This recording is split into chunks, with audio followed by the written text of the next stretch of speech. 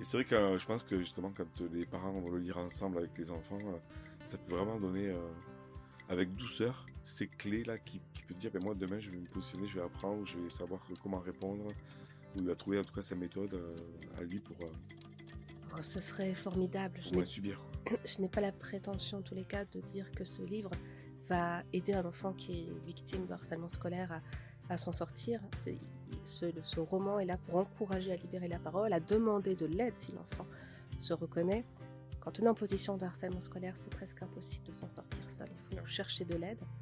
Après, par ailleurs, dans ma profession, je suis chroniqueuse petite enfance, éducation, et j'ai eu la possibilité d'interviewer de nombreux spécialistes du harcèlement scolaire, donc Emmanuel Pliquet, Florence Millot, Stéphanie Couturier, et toutes ces rencontres, toutes ces interviews ont nourri l'intrigue, justement parce que j'ai voulu glisser quelques tips, et ce qui ressort de manière générale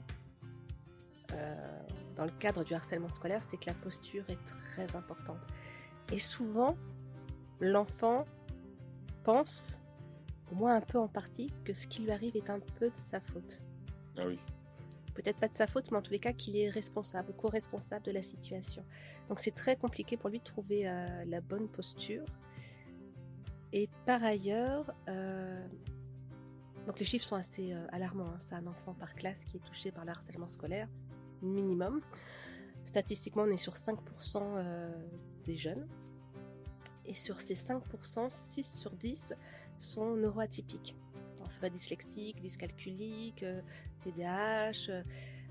C'est donc des enfants qui ont du mal à interpréter les codes sociaux, le langage corporel, et qui se retrouvent dans des situations où ils n'ont pas forcément le mode d'emploi pour trouver la bonne posture.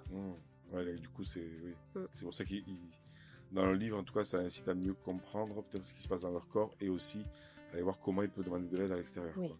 exactement.